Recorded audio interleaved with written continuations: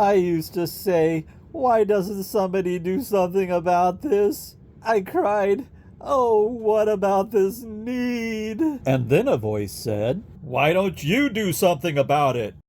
And then I said, what? Me?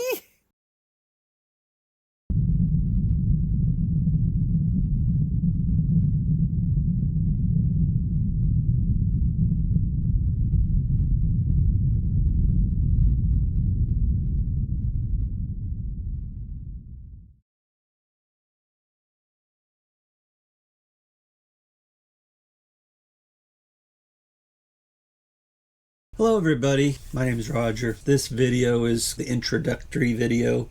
Historically, I've spent my time just fixing stuff ever since I was a little guy. Being a mechanic kind of gave me the freedom to take something that wasn't functioning and bring it back to life. It is very fulfilling. I still do it. If you can kind of see behind me, this shop is just full of the tools that I use to fix things. I've been working with my hands since I was 6 years old.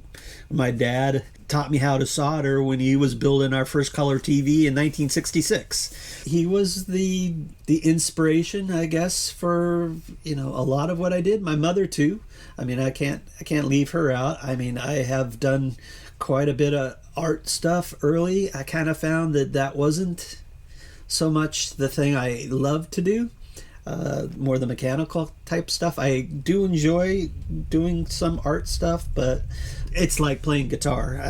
My dad was a musician. I played guitar. I played in bands with friends from work and playing in a church. So this channel is going to be my spiritual journey. And I know a lot of people are going to go, oh my God, he's one of those. Well, actually, I kind of am and I'm kind of not. That's going to be where this video explores some revelations I guess I've had throughout my life, and I'm not going to get into it in this video. Let's just say it this way. Throughout my life, I have been one of those people who I have to dissect everything. Things have to make sense to me. And if they don't make sense to me, I discard them. I'm not one of those kind of people that say, oh, well, that's the status quo and I'm just going to stick with it. And I think that's been the problem, that I ran into, that basically said, this is the way it is. And if you're going to enter this belief, this is what you have to believe. And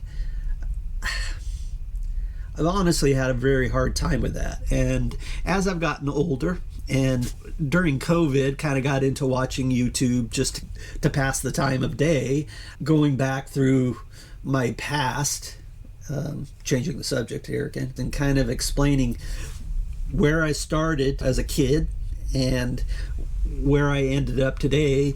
I'm 65, and everything that I'm watching happening in the world, I've always asked myself, what is my calling? I mean, obviously I'm really good at doing mechanical stuff, but very early on in my Christian walk, I struggled a lot and had a very supernatural conversion back in 1982 as a 22-year-old. I had an experience. Combining that experience with who I was a smart aleck.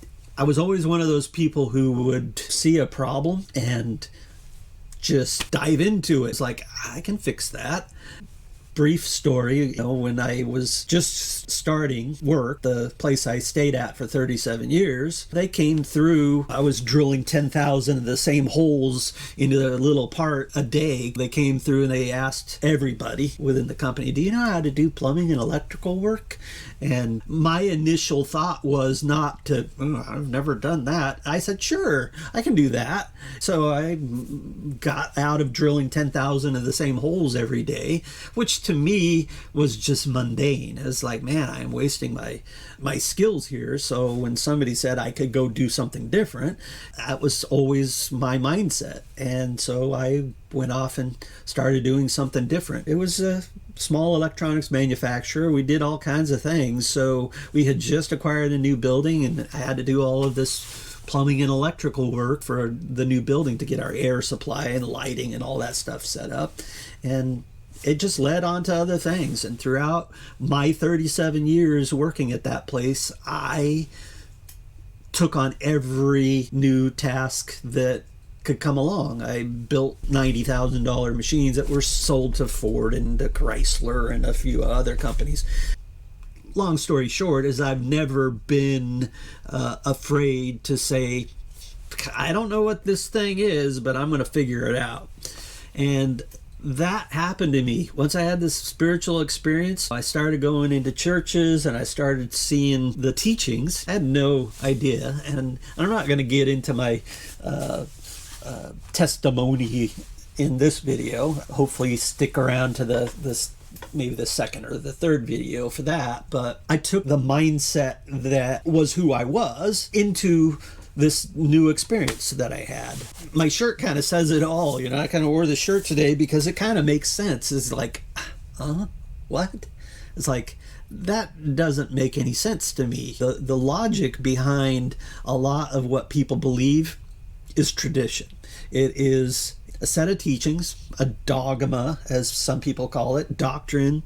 It takes facts and science and tries to either ignore it or twist it into fitting, their preconceived notions of what it is. It didn't take long. And in fact, the catalyst for getting me even on this road. I mean, this guy was one of those kind of crazy Christian guys, because he had the truck with the slogans on the side of his camper, whosoever was not written in the Lamb's Book of Life would be cast in the lake of fire and all of that. He was one of those kind of guys who would probably stand on a street corner, with the same signs. And he came to me and kind of said one night that, I'm going to tell you something, but you're probably going to want to run to the hills. And but he was my friend, so I listened to him. And it didn't take long for me to think it through and say, I kind of had the same gut feeling as he did on a lot of that. The inability of people today to question and to say that doesn't make sense is way too strong, especially in Christianity. I mean, if you think about it, we currently live in a world with 45,000 denominations of Christianity. It's a smorgasbord. If something doesn't agree with you, you just go find the church that agrees with you. I came up with this thing of 45,000 denominations and 9 billion perspectives. I'm not a very religious person at all. Anybody that knows me knows I'm not a very religious person. I've always tried, not always successfully, because some people it's very hard to love them, but I have always been one of those people who try to find out where people were from and meet them where they are. I'm not one of those kind of people who would be standing on the street corner and trying to get them to believe based upon what happened to me, or based upon my understanding, or basically ignoring everything that they've gone through in their life. You've got to fit into my box. And that is, I think, what happens way too often. And I'll say it as an if, although I don't believe it's an if, because I can't explain certain things that have happened in my life as an if. They happened. Substantial things, they happened. And the audacity of people to basically say that this is it is, I think, to me, quite ludicrous. I'm not going to use a lot of Bible verses here, but there are a couple that kind of, I think, are the clue, at least they were to me, and they are the things in my mind today that give me the confidence to say, we've just totally screwed this up. And they are that we see through a glass darkly. I'm a welder. When you weld something, you're creating a very bright light, and you have to wear dark glass that keeps the bright light from burning your eyeballs out. The other verse is, it basically says that we see in part, and it's saying that we don't see everything. But as people that see through a glass darkly and see in part, we sure have it figured out. It happened in about 400 AD when the Council of Nicaea got together and said, hey, this is our story and we're going to stick to it. And from that point in time, all of the parchment writings and stuff that were available at that point in time became what we now call a Holy Bible. Everybody's got a concept of God. These are the three main things: that God is omniscient, he's omnipresent, and he's omnipotent. So omniscient means he knows everything. Omnipresent means he's everywhere. And omnipotent means he's all powerful. There's others, that he's sovereign, holy, just, loving, and all of that. But as time has gone on, the more I think about those characteristics of what a God should be, I see a lot of the teachings, maybe more in Christianity. I honestly haven't studied a lot of other religions. I mean, I did kind of at the beginning, kind of give me a sense of where I came into this at. I honestly didn't want to come into a religious state of mind with a fixed set of beliefs. One of the characteristics of a Christian I found in Scripture was talking about the Bereans. A Berean was a culture that says that they searched the Scriptures daily to see if what they were being taught was so. And when I searched the Scriptures, I came up with a lot of things that I said, really? Am I supposed to believe that? I mean, does that even really make sense? Is there logic behind that? And then I kind of discovered the book of John. It starts off, in the beginning was the Word, and the Word was with God, and, so on and so forth. And the word there is the word logos. We get our word logic from that. The bottom line is that God should be logical. God should not be anti-science. I watched some gal on YouTube about a year or so ago who was talking into a camera, speaking into a microphone, while her images and her voice gets turned into a bunch of ones and zeros, gets translated up probably into satellites, and then back down and to everybody to hear, and then said science is a cult.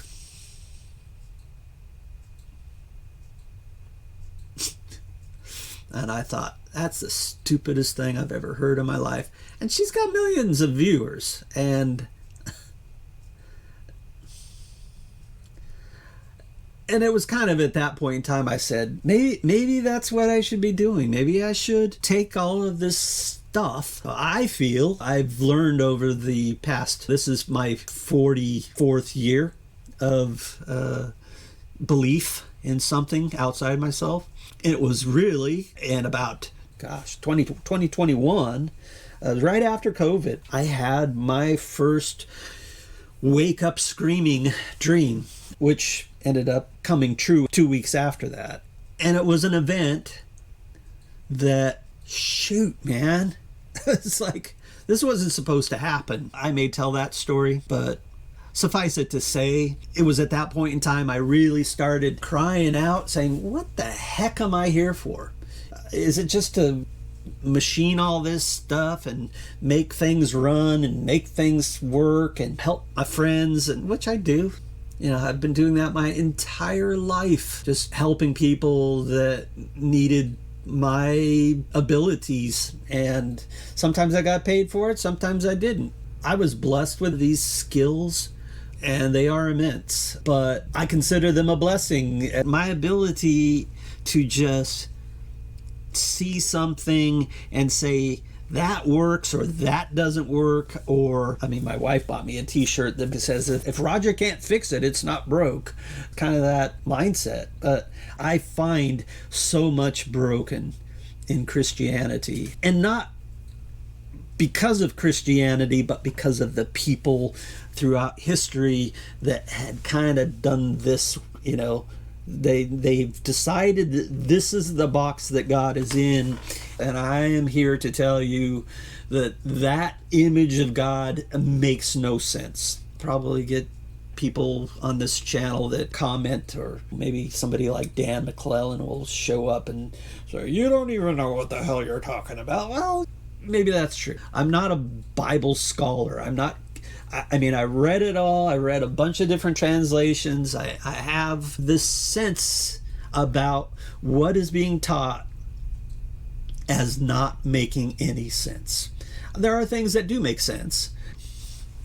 I'll give you one example of one of the things which doesn't make sense to me, is the whole notion of a 6,000-year-old planet. And they do this not because there's science that says so. There are Christian organizations. I went to a lot of them, before a lot of this transition. I went through all of that stuff. I remember going to all of these seminars and hearing these people try to give you evidence for 6,000-year-old Earth, and it just doesn't make sense. And it's all based upon them taking the 6 days that is in Genesis of God resting on the seventh, and a verse that says a day with the Lord is as 1,000 years, and 1,000 years is as a day. And they say that, that must mean those 6 days were just 6,000 years. Really? The truth of that verse can as easily be said as a day with the Lord is 1 billion years. Inconceivable. I am one more apt to believe the Big Bang Theory, love that TV show, by the way, that at some point in time, and I believe in various stories that Jesus taught about the seed and the sower, and that whole idea of a God just, and we have billions and billions of galaxies, and when you look at the science of fractals and the perfection in music, it blows my mind just looking into space and thinking, wow, we think so much of ourselves, and we are just a speck in the cosmos. And we have the audacity, and I use that word a lot because it's a fitting word, just this notion that we are so important, and we are, but not so much in the way I think that people try to make us out to be. I believe they're kind of stuck. They've got their blinders on, and God is no longer talking to them. And, sure, there's verses that where two of us are gathered, God is there. Well, is he? Maybe he is within individuals, but I don't know that I would necessarily say that the concept of the church that we have today, with the teachings that they have, rightly divide the scriptures that we have, and that we have present truth coming out of those scriptures, where we take a societal norm of 2,000 years ago and apply it to 2026. We are not living in 30 CE Jerusalem, where women are to be seen but not heard. A lot of what's happening today is trying to take us back to that time, not wanting to progress to a place that I think we should go. And I don't believe, taking those characteristics into the present, that we give God any leeway to speak through people today. We go and listen to people speak all the time, but they basically are parrots. They say the same stuff to a new generation of people and think they're saying something new. It's just a different person saying the same stuff. And a lot of it is just nonsense. And so, or let's put it this way, it may not be nonsense, it's illogical. There's no logic to it. And so I want to talk some logic and how it intersects with my faith, and maybe it'll intersect with yours. We'll see. I don't know. Maybe a futile effort in my part doing what I'm doing here, but I just kind of feel that that's what I've been called to do. This is something I know how to do. The video editing and stuff is something that I also took under, my wings at work, maybe for this reason. I'm going to end it with that. If it just 5 people hear this, maybe God will say, well done. So until next time, I'm Roger. This is what I'm thinking. All right. You have a good day.